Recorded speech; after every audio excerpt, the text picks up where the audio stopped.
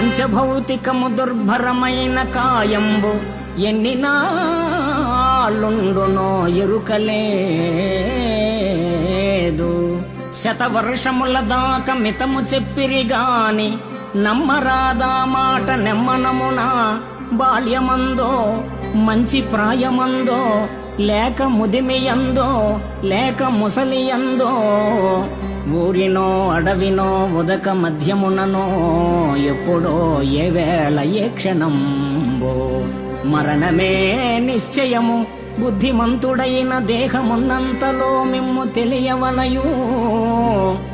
భూషణ వికాస శ్రీధర్మపుర నివాస దుష్ట సంహార నరసింహ దురిత దూర దేవా దేవా.